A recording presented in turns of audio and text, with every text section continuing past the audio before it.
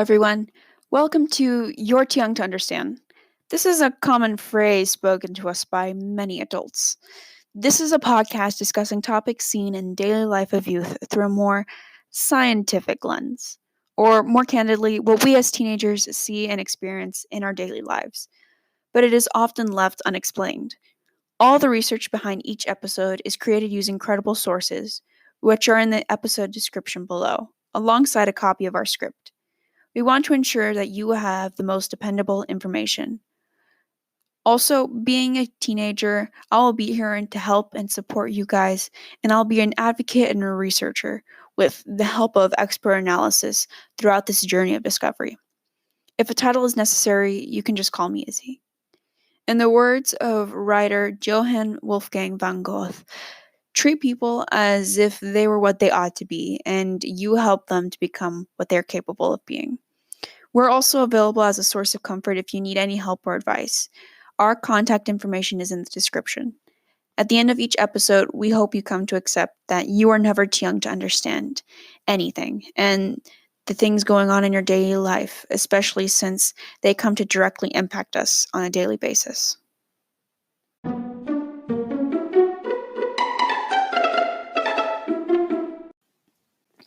Okay, now for today's topic. You're too young to understand all-nighters? Are they worth it?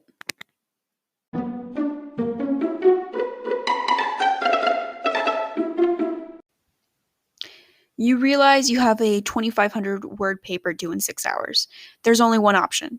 Pull out your notes, grab a cup of coffee, and get comfortable because you are going to type as no man has done before. Most high schoolers are pretty familiar with this experience. This is the infamous all-nighter. Whether it was in the form of an assignment you put off to the last minute or studying for an upcoming AP or IB exam, we have all secretly stayed up past our, air quotes, of bedtime. With all the activities we're involved in, it is basically a high schooler's rite of passage. From sports like soccer, swim, and basketball to memorizing your DI for speech or rewriting your case for debate. The fact is, there aren't enough hours in the day for students to do homework, extracurriculars, and to have stellar test scores. Sometimes we act as ninjas in the night and must work past 12, 1, even 2 or 3 in order to get our work done. In a highly competitive college climate, students are willing to do whatever it takes to achieve the best. In a recent 2019 survey by US News, acceptance rates are as low as 4.65%. This is for Stanford University. In context, if there are about 45,000 applicants, only around 1,500 will be accepted for the future graduating class. In the end, all of this will eventually have a downside. For 4 years, students are going at full speed. They're at the most crucial point in their lives with regards to not only education, but growth. Not only academically, but also physically and mentally. We're at the point where we feel everything is at stake. Sleep affects all areas of life. And the top 2 tips recommended by the National Sleep Foundation contradict all practices commonly done by your average high school student. Keep the TV and computers out of the bedroom and avoid caffeine. Let's cue the sound effect.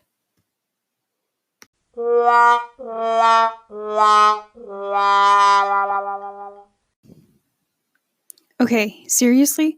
One sees these recommendations and hardly believes they are attainable. First, no computers or television in the bedroom. Personally, I have never had a television in my room, and I typically work on a table in the living room. And in my 2 years of experience, homework and studying have never been done by 9. I typically go upstairs to my room and continue my work. The National Sleep Foundation continues to recommend that we should turn off all electronic devices at least an hour before our sleep. An hour. In my case, and that of many friends, the routine typically goes sports practice/club, return home by 6 or 7:30, then dinner by 8, and finally homework and studying for the next 2 or 3.5 hours. This routine typically goes up until bedtime, not sparing an hour for rest or relaxation. The other dilemma comes from caffeine, needing to find a source of energy late into the night or stay awake in the morning. Most understand the harm this causes. Some find the source of energy in energy drinks, energy shots, or, coffee. There are many alternatives providing natural minerals remedies to these high blood pressure, stress, and similar sources of energy. For example, kombucha tea, or just tea in general, preferably decaf and herbal, sparkling water, hot apple cider, and coconut water, matcha tea. Of all of these options, tea and, well, obviously water is the most accessible and affordable to students. Now, this is not a call for students to avoid caffeine entirely, not in this day and age. Today we're discussing sleep and our relationship with it. But this just comes to show that our seemingly small actions throughout the day can have lasting effects with regards to our health. These simple changes in habit are often overlooked, but they clearly have massive benefits. The real trouble comes to the need to stay up late and receive only a minimum of 3, 4 to 7 hours. One is often led to believe we need at least 7 to 9 hours of sleep. In reality, it is closer to 8 to 10 hours. I don't know anyone who receives this much sleep on a daily basis. In truth, only 15% of students receive at least 8.5 hours of sleep. It must be a dream if I were to go to bed by 9 or even 10 o'clock at night. Although I applaud all who are capable of finding such a balance. So, what are we to do? There are many clear side effects for the lack of sleep. More prone to acne, increase in eating habits and want for sweets and fast food, increase in aggression and mood swings, and most importantly, limiting one's ability to focus and learn. Is it just me, or does anybody else see a correlation between the above side effects and the common characteristics of a high school student? Of course, this is all in the name of excellence. Excellence in the search of attaining any scholarship to afford the ever-increasing college tuition. Now we're taking it back. This seems to result in an ever-constant loop. You either attempt to do the extracurriculars, homework, study hard to make the stellar grades, and result in a lack of sleep, which could, in turn, be the result of your downfall. Sleeping in class, mood swings, although if you ask anyone else, that's just being a teenager, and decreasing your immune system. With the rise of healthy habits like washing your hands, coughing away from others, and avoiding close contact with others, which, by the way, are just, basic habits of minding yourself and your health, are all the result of the COVID-19 outbreak. We must also remember our immune systems are at their weakest when our bodies do not receive a full night of sleep for recovery. The Mayo Clinic describes the science behind the deprivation of sleep. During sleep, your immune system releases proteins called cytokines, some of which help promote sleep. Certain cytokines need to increase when you have an infection or inflammation, or when you're under stress. Sleep deprivation may decrease the production of these cytokines. In addition, infection-fighting antibodies and cells are reduced during the periods when you don't get enough sleep. So your body needs sleep to fight infectious diseases. Long-term lack of sleep also increases your risk of obesity, diabetes, and heart and blood vessel or cardiovascular disease.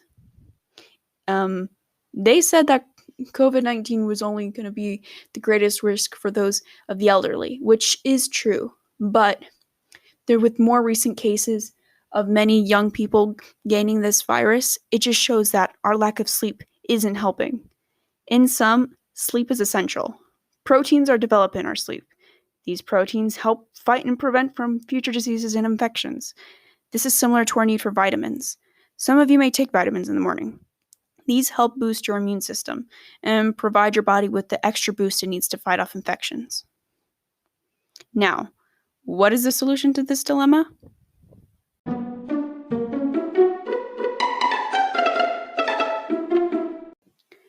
The obvious solution that with the insufficient hours in the day is being able to commit to the following: prioritization, productivity, and proactivity. Things we have heard time and time again. It is hard for some kids to accept, and, well, including myself, that we're incapable of doing everything. We must focus on a select group of activities, then excel in these specified areas.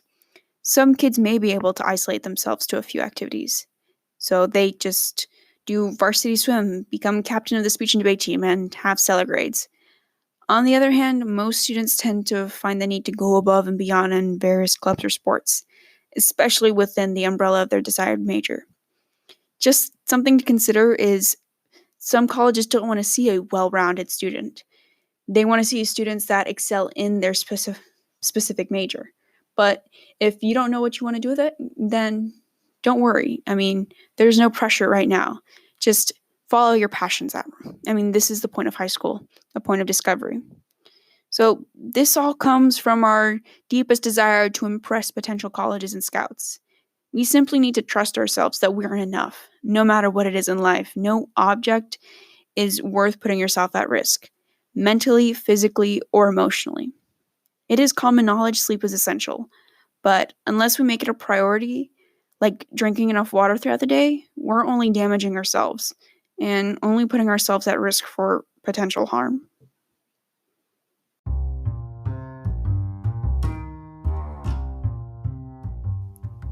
If any of you have any questions, wish to recommend a topic for us to discuss, or need a shoulder to lean on or a person to talk to for advice, especially during the hectic and stressful time of high school, work, or any environment, you can send an email or send us a message on social media.